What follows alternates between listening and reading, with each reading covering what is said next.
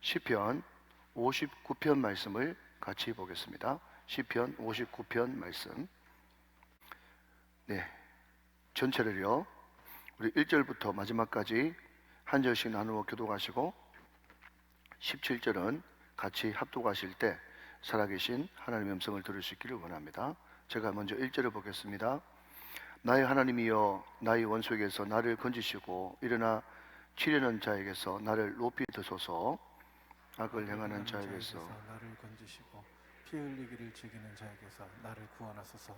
그들이 나의 생명을 해하려고 엎드려 기다리고 강한 자들이 모여 나를 치려하오니 여호와여, 이는 나의 잘못으로 말미암음이 아니요 나의 죄로 말미암음도 아니로소이다. 내가 허물이 없으나 그들이 달려와서 스스로 준비하오니 주여 나를 도우시기 위하여 깨어 살펴주소서. 주님은 만군의 하나님 여호와 이스라엘의 하나님이시오니 일어나 모든 나라들을 벌하소서. 악을 행하는 모든 자들에게 은혜를 베풀지 마소서. 그들이 저물어 돌아와서 개처럼 울며 성으로 두루 다니고 그들의 입으로는 악을 토하며 그들의 입술에는 칼이 있어 이르기를 누가 들으려 하나이다. 여호와여, 주께서 그들을 비웃으시며 모든 나라들을 조롱하시리이다. 하나님은 나의 요새이시니 그의 힘으로 말미암아 내가 주를 바라리이다. 나의 하나님이 그의 인자하심으로 나를 영접하시며 하나님이 나의 원수가 보응받는 것을 내가 보게 하시리이다. 그들을 죽이지 마옵소서. 나의 백성이 잊을까나이다. 우리 방피 되신 주여, 주의 능력으로 그들을 흩으시고 낮추소서. 그들의 입술의 말은 곧 그들의 입의 죄라. 그들이 말하는 저주와 거짓말로 말미암아 그들이 그 교만한 중에서 사로잡히게 하소서. 진노하심으로 소멸하시되 없어지기까지 소멸하사 하나님이 야곱 중에서 다스림을 땅끝까지 알게 하소서. 그들에게 저물어 돌아와서 개처럼 울며 성으로 두루 다니게 하소서. 그들은 먹을 것을 찾아 유의하다가 배부름을 얻지 못하면 밤을 새우려니와 나는 주의 힘을 노래하며 아침에 주의 인자하심을 높이 부르리오니 주는 나의 요새시며 나의 환난 날의 피난처 시민이다. 17절 다 같이요.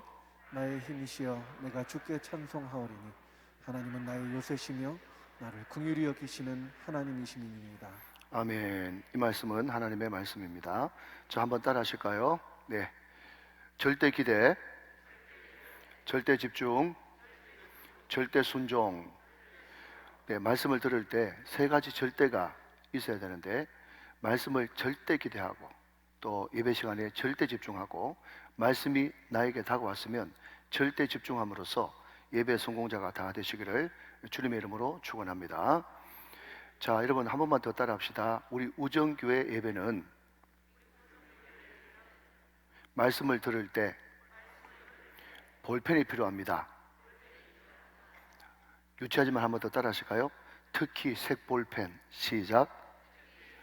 네, 색볼펜이 필요합니다. 네, 그래서 여러분 오늘 우리가 말씀을 좀 많이 볼 텐데요. 예, 나올 때마다 밑줄을 그으시고 또 빨간색, 파란색을 치시면서 같이 보시면 큰 은혜가 될 줄로 믿습니다. 말씀 은혜 받으시기 바랍니다. 해마다 우리 교회를 비롯해서 많은 교회에서 아울리치, 성지순례라고 하는 이름으로 해외로 많이 나가죠. 그런데 코로나 팬데믹이 3년 동안 지속되면서 하늘길이 막혀버렸어요. 그래서 많은 사람들이 해외로만 성지순례를 가다가 이제는 국내 성지순례라고 하는 이름을 가지고 국내의 여러 순교자들의 발자취를 따라서 교회를 탐방하는 그런 일들이 많이 생기게 되었습니다.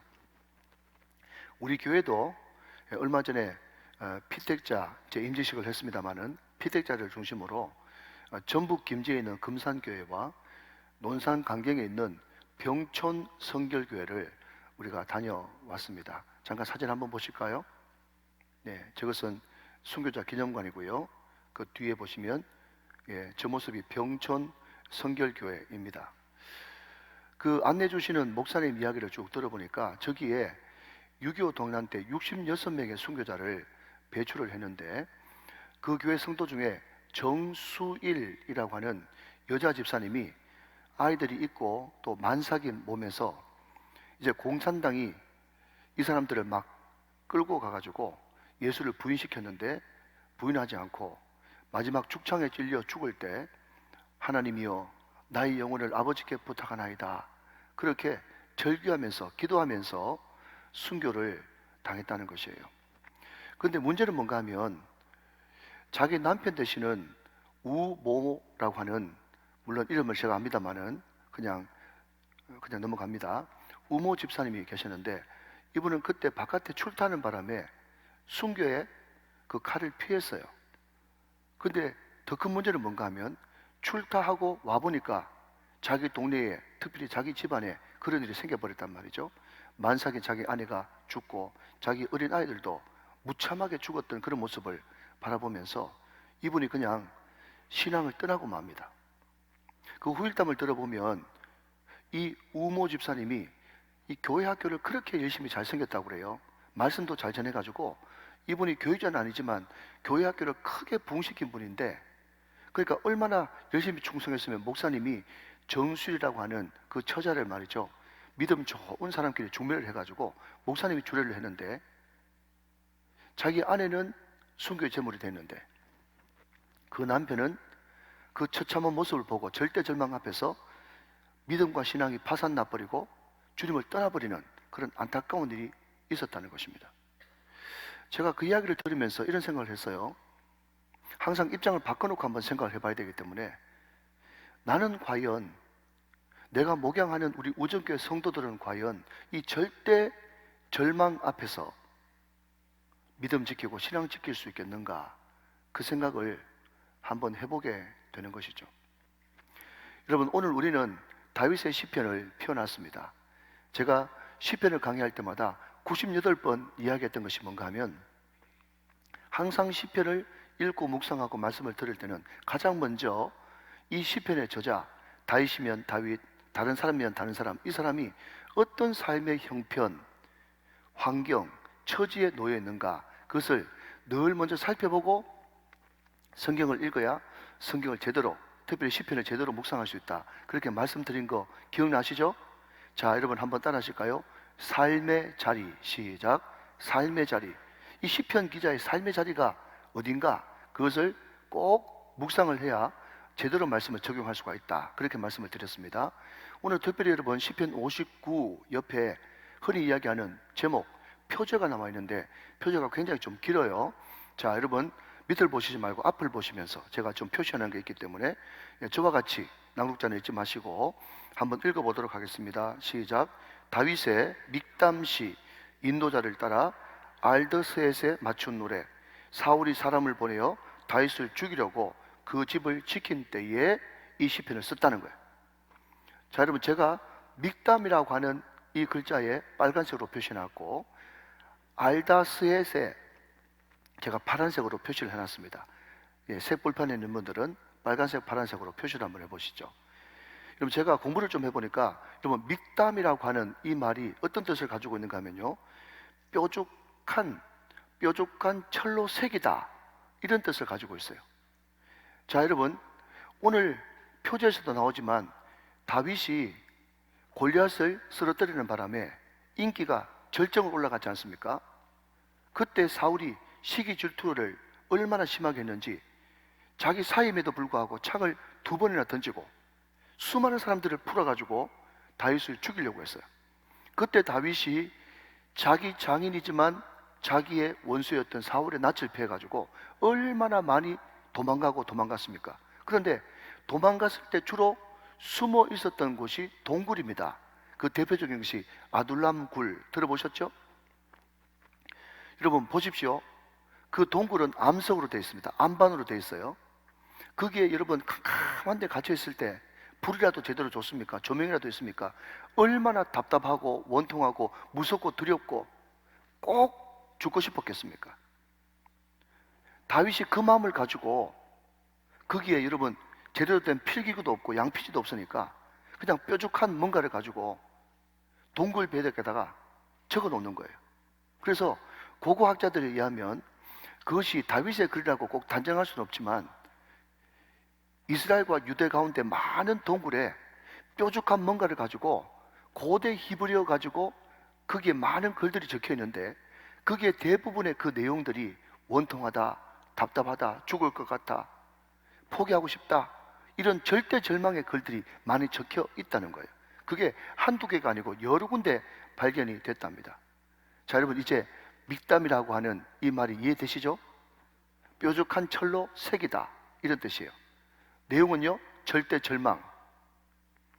여기에 또 한 걸음 더 나가서 알다스엣이라고 하는 그 단어가 나오는데, 이 알다스엣의 말의 뜻은요, 나를 멸하지 마소서, 나를 파멸시키지 마소서, 이런 뜻입니다.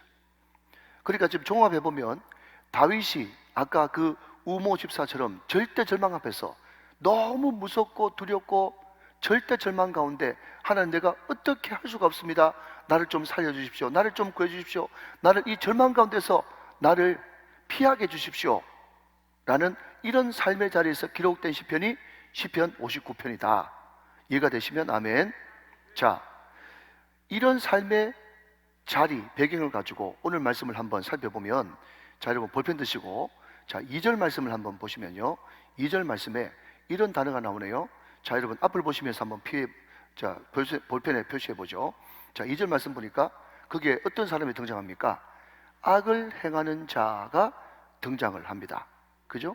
자, 3절 말씀을 계속해서 한번 보시면, 네, 먼저 3절 말씀 보시면 거기에 나의 생명을 해하려고 엎드려 기다리고 강한 자들이 모였다, 그렇게 이야기하고 있어요. 2절에는 악을 행하는 자인데, 이 사람들이요, 다윗의 생명을 죽여버리려고 강한 자들, 그러니까 다윗이 용사니까 보통 사람이 왔겠습니까? 강한 사람들이, 보통 무술과 또 무예의 수준이 뛰어넘는 강한 자들이 다윗을 죽이려고 찾아왔다는 거예요. 그런데 그 사람들이 얼마나 다윗을 샅샅이 찾고 뒤질 때 말이 험한지 7절 말씀 보시면 여러분 이렇게 이야기하고 있습니다. 그들의 입술에는 뭐가 있어요? 칼이 있어. 그래서 입으로는 악을 토하고 그들의 입술에는 칼이 있어가지고 정말 거치고 험한 말로, 말만 들어도 흠떡할 정도로 그런 독한 말로 가지고 다윗을 죽이려고 한다 하는 것입니다. 자, 여러분 이제 4절 한번 보시죠. 저는 이 말씀을 묵상하면서 이런 생각을 한번 해봤습니다. 여러분도 한번 공감해 보시죠. 여러분, 지금 여기 등장하는 악한 자들, 강한 자들, 입에 칼을 물고 독한 말을 하는 사람들, 이 사람들이 다윗을 전혀 모르는 사람들이었을까요? 아니면 옛날에 한때 동료였을 수도 있을까요? 공감하십니까? 제가 그런 생각이 들더라고요. 인생을 좀 살아보니까.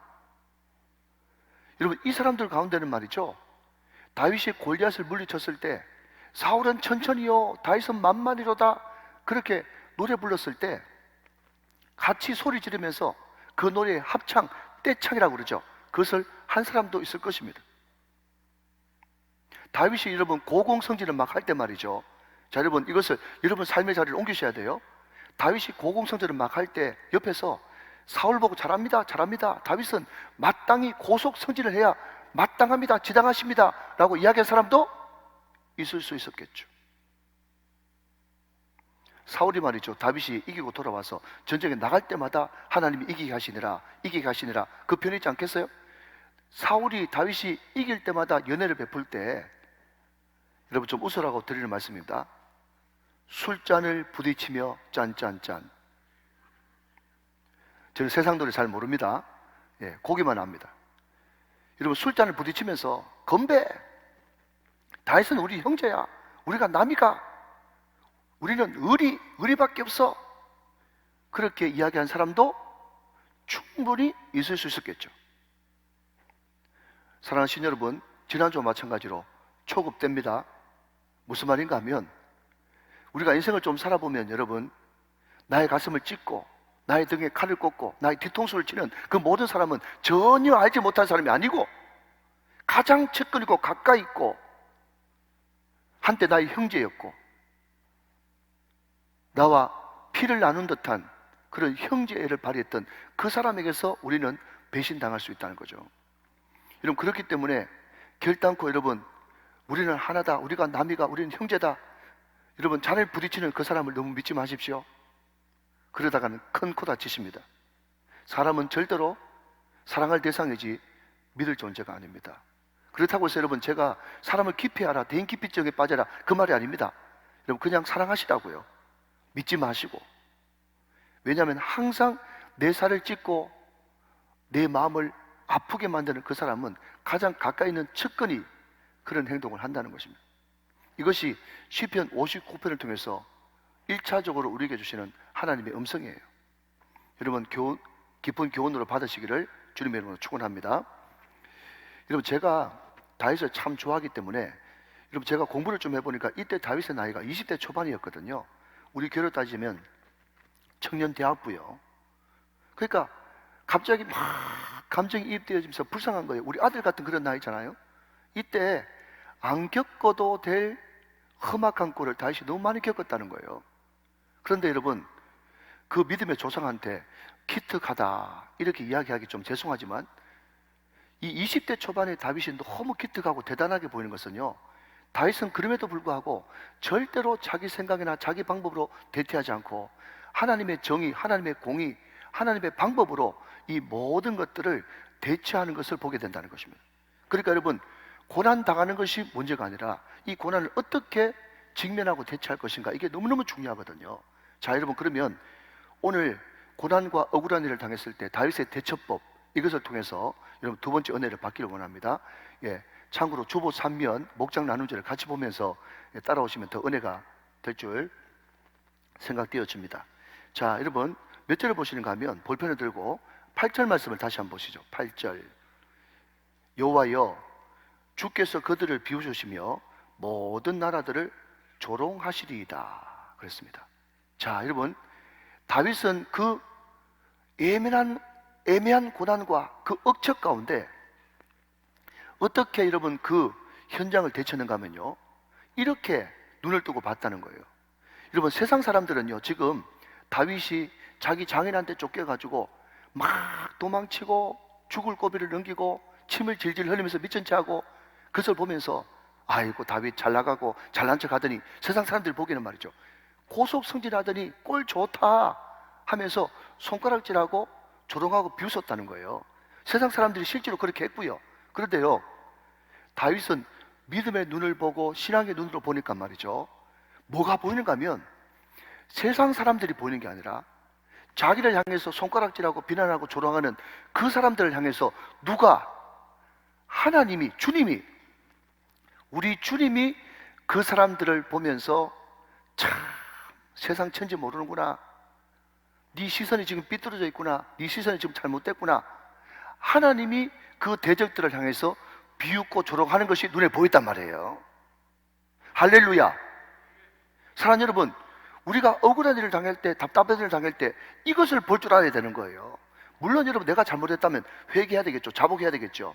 그렇지만 여러분 나는 다윗처럼 오늘 본문에도 이야기한 것처럼 전혀 잘못한 것이 없는데 사람들이 나를 오해하고 억척과 비난 가운데 나를 조롱하고 손가락질하지 않습니까? 그때 여러분 속에 천불 나가지고 여러분이 뭔가를 해결하려고 바로 떨지 말고 그때 눈을 뜨십시오. 눈을 들어서 뭘 봐야 되는가 하면 주님이 그 사람을 향해서 비웃고 계시고 조롱하고 계신 것을 눈을 떠서 볼 수 있게 되시기를 주님의 이름으로 축원합니다. 이것이 여러분 승리하는 비결이에요. 할렐루야. 여러분 이것은 말이 필요 없어요. 성경 말씀 그대로잖아요.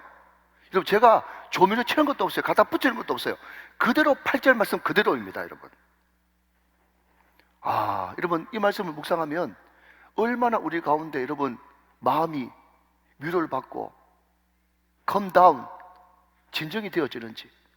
혹시 이 자리에 하나님께서 분명히 필요해서 이 말씀을 전하는데 억울한 일, 답답한 일, 속상한 일 있습니까?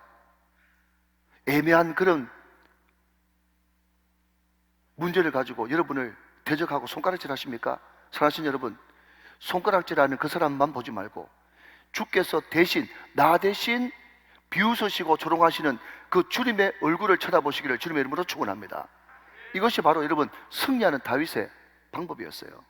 자, 둘째로 여러분 좀 올라가서 5절 말씀을 한번 보시면, 제가 오늘 볼펜 들으라고 제가 여러분 말씀을 드렸어요. 5절 말씀 제가 있습니다. 주님은 만군의 하나님 여호와 이스라엘의 하나님이시오니, 그 다음 일어나 모든 나라들을 벌하소서, 악을 행하는 모든 자들에게 은혜를 베풀지 마소서. 자, 여러분, 저는요, 이 5절 말씀을 읽으면서 어떤 뉘앙스, 느낌을 받았는가 하면요, 다윗이 지금, 물론 나이도 20대 초반으로 어리지만, 다윗이 하나님께 막 일러주는 그런 느낌이에요. 모든 나라들을 멸하소서, 그 사람들 은혜 베풀지 마소서. 여러분, 이해되십니까? 사랑하시는 여러분, 어린아이와 같지 않으면 결단코 천국에 못 들어갑니다. 우리가 기도할 때 순수한 마음으로 어린아이처럼 하나님 앞에 아뢰지 않으면 우리 기도가 상달되지 못합니다. 사랑하는 여러분, 연세가 7학년, 8학년 되십니까? 우리 하나님은요, 나이가 영원살입니다. 영원살. 하나님의 그 영원 앞에 70, 80은요, 여러분, 세 발의 피입니다. 아직까지 어린아이예요. 자, 가슴에 손을 얹고, 나는 아직까지 어린아이다. 시작. 나는 아직까지 어린아이다. 난 어린아이예요. 주님 앞에서는요. 그렇기 때문에 여러분, 내가 억울한 일 당하고 답답한 일 당할 때 점점 빼지 말고, 어른인 척 하지 말고, 성숙한 척 하지 말고 일러주세요. 그게 방법이라니까요. 여러분, 사람 상대하지 말고 하나님께 일러주세요. 모든 나라들을 벌하소서, 저들에게 은혜를 베풀지 마소서. 그렇게 막 순수하게 여러분 일러주면요, 하나님께서 내 잘못된 기도가 있다면 바꿔주신다니까. 하나님은 좋으신 분이시니까. 여러분, 이게 애매한 고난 앞에서 대처하는 우리의 대처법이고 승리하는 비결이라는 것입니다. 우리가 여러분 이런 마음이 있을 때 뭐라고요? 오늘 설교 제목처럼 고난 쪽에도 꺾이지 않는 신앙과 믿음을 가질 수, 유지할 수 있다니까요. 할렐루야. 자, 여러분 한 걸음 더 나가서 또 보실까요? 11절입니다. 11절. 그들을 죽이지 마옵소서. 나의 백성이 잊을까나이다. 우리 방패 되신 주여, 주의 능력으로 그들을 흩으시고 낮추소서. 여러분, 이 말이 무슨 말인가 하면요, 지금 기세 등등 해가지고 나를 잡아 죽이려고 하는 그 사람들, 자, 여러분 죄송합니다, 한 번만 더 따라 하실까요? 천년 만년 가는 거 아니다. 시작. 천년 만년 가는 거 아닙니다. 여러분, 그 사람들 두려워하지 마십시오. 악인들은요, 하나님께서 반드시 조만간에 곧 얼마 안 돼서 흩으시고 낮춰버리십니다. 지금 아무리 기세 등등해도 하나님이 악인들은 반드시 하나님의 권능으로 흩으시고 낮추신답니다. 여러분, 이걸 믿으십시오. 조금만 더 견디시면 어느 순간 내 손에서, 내 눈에서 사라지는 그날이 금방 찾아와 버립니다. 여러분 손에 피 묻힐 거 없어요. 여러분 입 더럽게 할 필요 없어요. 하나님이 하십니다. 이걸 믿으세요. 이게 성경입니다. 성경. 이게 고난, 절대 절망 가운데서도 꺾이지 않을 수 있는 비결인 것입니다. 하나님이 흩으시고 낮추실 거다. 자, 여러분 참 재밌는 것은 10절입니다. 10절 보시면, 나의 하나님이 그의 인자하심으로 나를 영접하시며, 그 다음 보십시오. 자, 표시되어 있는 것만 저와 같이 한번 읽어봅시다. 낭독자 읽지 마시고 시작. 하나님이 나의 원수가 보응받는 것을 내가 보게 하시리이다. 여러분, 이렇게 읽으니까 좀 어렵죠? 제가 쉽게 바꿔드릴까요? 내가 그 원수보다 더 오래 산다, 이러듯이. 좀 재밌어야 되는데 재밌지 않습니까? 여러분, 내가 그 원수보다 더 오래 산다. 하나님께서 나를 그 원수보다 더 오래 살게 하실 것이다. 자, 여러분 이렇게 생각하고 10절 말씀 한번 더 띄워주십시오. 여러분, 이것을 좀 어려운 말로 이렇게 했어요. 하나님이 나의 원수가 보응받는 것을 내가 보게 하시리이다. 내 원수가 지금 하나님 앞에 얻어 터지는 거, 그거를 내가 본다는 거예요. 그럼 누가 오래 산다는 것입니까? 내가 오래 산다는 거예요. 여러분, 얼마나 재밌습니까? 사랑하는 여러분, 믿으십시오. 우리는 하나님의 마지막 그라운드에 끝까지 서게 될 것입니다. 반드시 승리하게 될 것입니다. 여러분, 혹시 타주알 이야기 들어보셨나요? 그 타주알이 말이죠, 크기는 물론 여러분 달걀에 비해서 크죠. 그렇지만 그 타주알이 크기는 얼마 안 되는데 얼마나 딱딱한지, 사자 같은 맹수라도 그 타주알을 자기의 그 사나운 이빨 그거 가지고 한번 테스트 해보다가 사자 이빨도 부러진답니다. 사람의 이는 이, 동물은 이빨, 아시죠? 사자 이빨이 부러진다니까요. 이 말이 무슨 말인가 하면, 성도는 타주알입니다. 교회는 타주알입니다. 아멘 하시기 바랍니다. 세상 사람들이 지금 교회를 어떻게 하든지 공격하려고 으르렁대고 있지만, 그럼에도 불구하고 여러분, 교회는, 성도는 끝까지 살아남습니다. 끝까지 승리하고야 맙니다. 왜요? 하나님이 함께 하시고 보호하시고 지키시기 때문에. 여러분, 단 한 가지 조건이 있습니다. 뭐죠? 항상 하나님께 맡겨드리고 하나님의 시각으로 바라보고 하나님이 지키신다는 것을 믿고 하나님을 바라고 있으면 우리는 끝까지 승리하게 될 것입니다.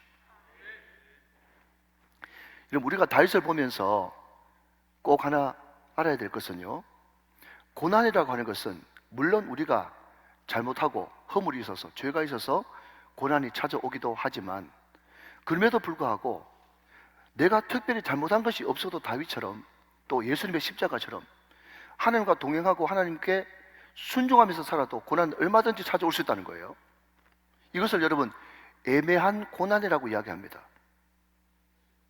그 고난이 찾아왔을 때에 아까 우리가 이야기했던 우집사처럼 낙심하고 좌절하고 포기해버리고 주저앉아버리면요, 이때까지 견뎌왔던 그 모든 신앙생활의 이정들이 한순간에 물거품, 말짱 도루묵이 되고 맙니다.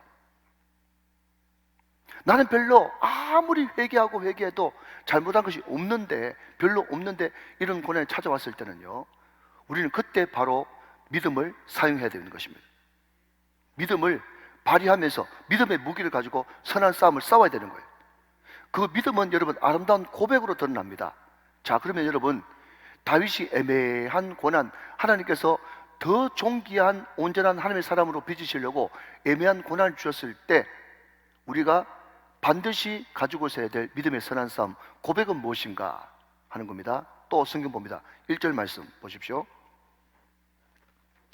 나의 하나님이여, 나의 원수에게서 나를 건지시고 일어나 치려는 자에게서 나를 높이 드소서 그랬습니다. 자, 여러분, 우리가 애매한 고난 당할 때 다시 한 번 더 확인할 것은 하나님은 나의 하나님이십니다. 이것을 고백해야 돼요. 저는 이 말을 너무 좋아합니다. 여러분, 설교의 황태자 스펄전 목사님이 시편 23편을 강의하면서 시편 23편에 보면 여호와 나의 목자 푸른 초장 잔잔하시네, 정말 주옥 같은 단어들이 많이 등장하지만 그 중에 가장 은혜되는 단어는 나의라는 단어다 그랬어요. 여호와는 누구의 목자시니? 나의 목자시니. 여러분, 많은 사람들이 신방 가보면요, 이런 이야기 합니다. 나는 와이프 기도 덕분에 삽니다. 나는 우리 아버지 엄마 장인 장모 기도 덕분에 목회합니다. 그것도 참 존귀한 거죠. 그렇지만 여러분, 확실한 것은요, 내가 아닌 다른 사람의 중보 기도가 너무너무 중요하지만 그럼에도 불구하고 여러분 잘 들으십시오. 잘 들으십시오. 제발. 다른 사람 10시간 기도해 주는 것보다 내가 딱 제대로 무릎 꿇고 1시간 기도하는 것이 훨씬 나심 더 이 진리입니다, 여러분. 다른 사람의 기도가 여러분 겨우 유지하는 기도라면 내 기도는 치고 나가는 기도예요. 그래서 내가 스스로 무릎을 꿇어야 되는 것이죠. 사랑하신 여러분, 목사님의 하나님, 우리 부모의 하나님, 나의 아내, 우리 자녀의 하나님이 아니라 하나님이 나의 하나님으로 고백되시기를 주님의 이름으로 축원합니다. 여러분, 이것이 있어야 믿음의 선한 싸움에서 승리할 수 있다 하는 거죠. 둘째로, 다윗은 하나님이 나의 하나님이었기 때문에 그분이 나를 지켜주신다는 것을 믿었습니다. 자, 여러분 4절 말씀 또 보시겠습니다. 4절 말씀. 내가 허물이 없으나 그들이 달려와서 스스로 준비하오니 주여 나를 도우시기 위하여 깨어 살펴주소서 그랬습니다. 깨어. 여러분, 이 단어에 제가 하이라이트를 쳐놨습니다. 여러분, 여기에 등장하는 이 깨어라고 하는 단어가 그냥 비몽사몽간에 몽롱한 상태에서 눈 뜨고 있다 이 말이 아니고요, 최전방의 경계병이 눈을 부릅뜨고 살펴보고 있는 그런 의미에서 깨어입니다. 여러분, 다른 시편에서는 이것을 이렇게 설명하죠. 우리를 지키시는 여호와 하나님은 시작 졸지도 아니하시고 주무시지도 아니하시고 우리를 지켜주신다는 거예요. 여러분, 우리가 무슨 통뼈로 24시간 눈 벌겋게 뜨고 지킬 수 있겠어요? 여러분, 24시간 눈 뜨고 있다 한들 그게 지켜집니까? 내 남편이 여러분 안방에 있다고 한들, 우리 자녀가 여러분 한 집에 산다고 한들 우리 남편, 우리 자녀들의 마음 우리가 지킬 수 있습니까? 택도 없는 말씀. 하나님이 지켜주셔야 됩니다. 하나님이 지켜주셔야 되는 거예요. 하나님이 나의 하나님이 되시면 하나님이 우리 가정, 기업, 직장, 일터, 나의 모든 범사, 건강, 물질, 할렐루야, 모든 범사를 지켜주시는 것입니다. 나의 하나님이 될 때 지켜주시는 것입니다. 이게 다윗의 고백이었어요. 자, 한 걸음 더 나가서 여러분 10절 말씀을 한번 더 보시면, 나의 하나님이 그의 인자하심으로 나를 영접하시며 하나님이 나의 원수가 보응받는 것을 내가 보게 하시리이다. 자, 여러분 여기에 나를 영접하시며 그러지 않습니까? 이 영접이라는 단어가 나오는데, 이 영접은 어떤 뜻을 가지고 있는가 하면, 잘 들으십시오. 영접은, 여기서 이야기하는 영접은 때를 맞춰서 오신다, 이런 뜻이에요. 여러분, 하나님이요, 나의 하나님이 되어주시면요, 첫 번째는 지켜주시고요, 또 어떤 역사가 일어나는가 하면요, 하나님이 때를 맞추어서 나에게 찾아오셔서 나를 지켜주시는 거예요. 여러분, 이것을요, 우리 교회에서는 가장 좋은 때에 가장 좋은 방법으로 오신다, 그렇게 이야기하는 것입니다. 여러분, 하나님은요, 이른 비와 늦은 비 하나님이기 때문에 절대로 하나님의 일하심이 늦지도 않습니다. 너무 빠르지도 않습니다.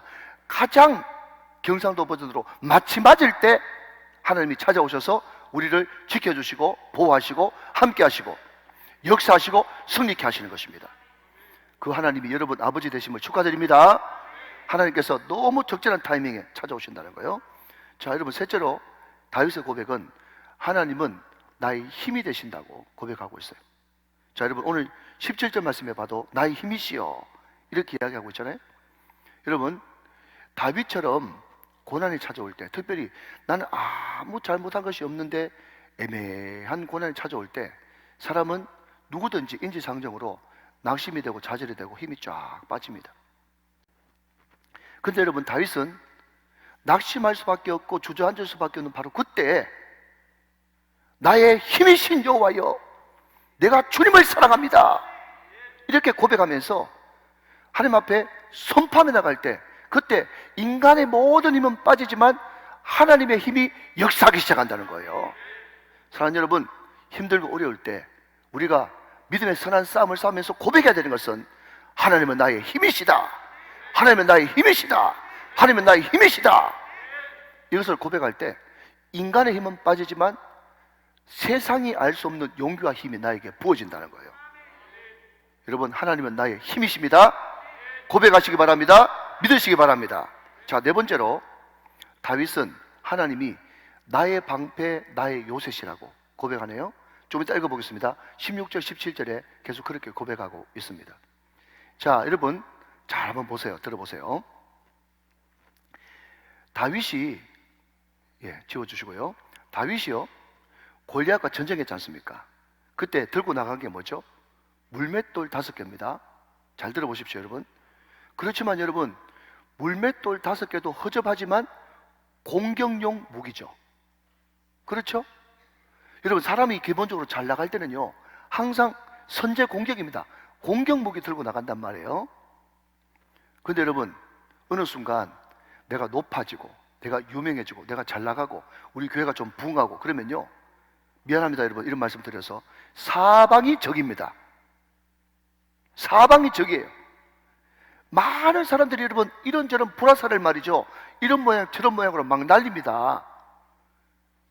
그 불화살의 공격이 빗발칠 때, 지금 다윗이 지금 잘 나가는 중 아닙니까? 사울은 천천히고 다윗은 만만이라면서요.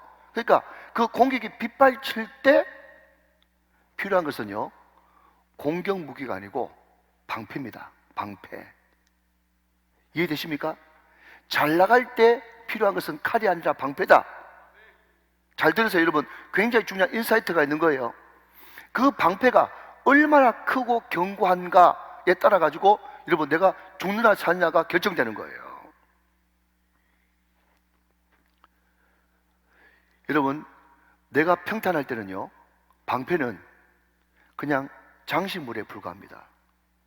그런데 내가 공격당하고 불화살을 맞고 각종 오해와 참소가 나에게 빗발칠 때, 그때 나에게 필요한 것은 방패입니다. 혹시 여러분 잘 나가고 계십니까? 승승장구하고 계십니까? 많은 사람들의 시기와 질투의 대상이 되고 있습니까? 하나님이 여러분의 방패가 되어주시기를 주님의 이름으로 축원합니다. 하나님이 막아주셔야 돼요. 하나님이 크고 견고하게 막아주셔야 승리할 수 있는 것이지, 그때는 칼 필요 없어요. 그때는 물맷돌 필요 없어요. 방패가 필요한 거예요. 여러분, 오늘 말씀 잘 들으시면 기가 막힌 삶의 적용이 될 수가 있습니다. 믿으시길 바랍니다. 자, 마지막으로 다윗은요, 하나님을 환난 날에 나의 피난처라고 그렇게 고백합니다. 자, 여러분, 마지막으로 16절을 제가 읽고 17절을 여러분이 같이 읽으시면서 말씀을 마무리해 가보실까요? 16절 말씀. 나는 주의 힘을 노래하며 아침에 주의 인자하심을 높이 부르러오니 주는 나의 요새시며 나의 환난 날의 피난처이심이니이다. 17절 다 같이 시작. 나의 힘이시여 내가 주께 찬송하오리니 하나님은 나의 요새이시며 나를 긍휼히 계시는 하나님이십니다. 그랬어요. 여러분, 제가 요즘에 새가족분들이 오실 때 이런 이야기를 해요. 성도님 한번 들어보세요. 우리가 지금 코로나를 3년 동안 겪었잖아요. 그때 물론 소상공인, 작은 규모로 사업하시는 분이 제일 힘들었겠지만 어쩌면 내 입장에서는 교회가 제일 힘들었어요. 미자랄교회, 개척교회 문 많이 닫았고요. 5인, 20인, 50인 미만 이런 이야기 들을 때 그냥 우수수, 그냥 한국교회 성도들이 막 떨어지는 소리가 들리는 거예요. 여러분, 어찌 보면 이 코로나 3년 전국 동안에 제일 많이 피해 입은 것은 교회입니다. 말을 안 해서 그렇지. 저는 목사입니다. 저는 늘 믿을 구석이 있는 사람이에요.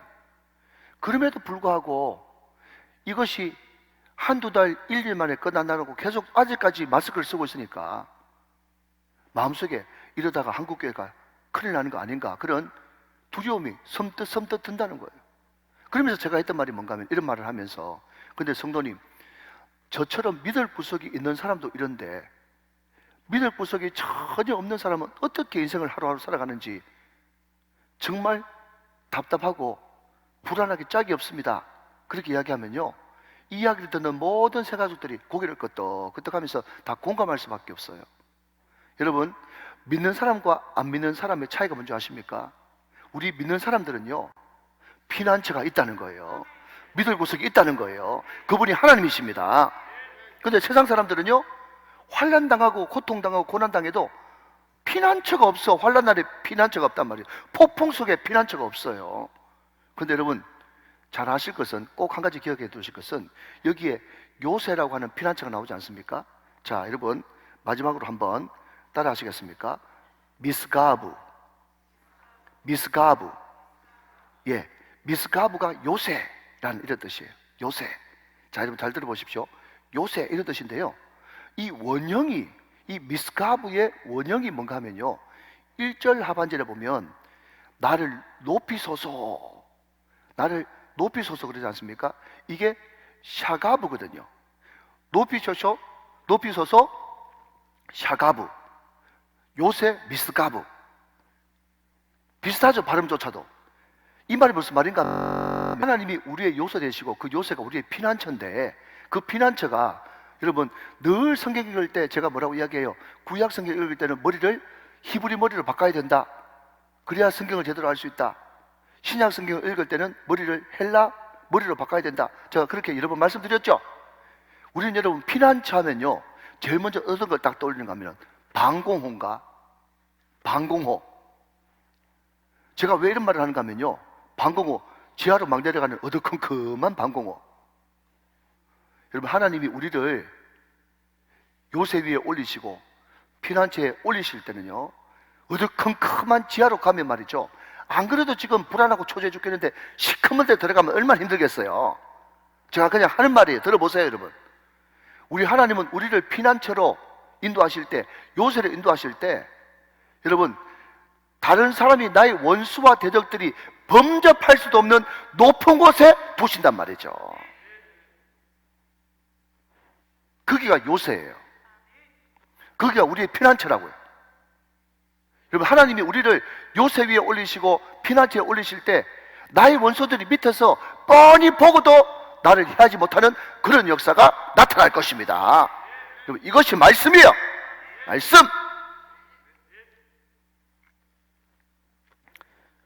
영어로는 high place, 높은 곳에 두신다 말이죠. 사랑하는 여러분, 하나님이 우리들에게 이렇게 대접할 것이기 때문에 우리는 절대로 짜증나고, 죄송합니다, 죽이고 싶고 한 방 먹이고 싶어도 세상적인 방법을 하지 마세요. 하나님께 맡기세요. 하나님의 정의에 맡기세요. 하나님이 하실 것입니다. 하나님이 나의 힘이라고 고백하십시오. 하나님이 나를 지켜주실 거라고 말씀하십시오. 하나님이 나의 방패라고 말씀하십시오. 하나님께서 가장 적절한 타이밍에 도와주실 거라고 믿으십시오. 하나님이 높은 곳에 반드시 나를 두게 하실 거라고 믿으십시오. 사실 여러분, 이제 성찬을 베풀 텐데요, 성찬은 참 놀라운 것입니다. 왜냐하면 예수님이 내 마음속에 들어오시는 거거든요. 그리고 나와 함께 동행하시고 동거하시는 것입니다. 사랑하는 여러분, 오늘 주의 장과 주의 떡을 먹고 마실 때 세상에 어떤 풍파, 고난, 풍랑이 나에게 온다고 할지라도 나는 다윗처럼, 바울처럼, 예수님처럼 하나님과 늘 동행하면서 주님께만 내 모든 인생을 맡겨드릴 것입니다. 하나님, 나를 지켜주시고 함께 하시고 높은 곳에 있게 하여 주시옵소서. 기도할 수 있는 저와 여러분 다 되시기를 주 예수 그리스도의 이름으로 축원합니다. 축복합니다. 축원합니다.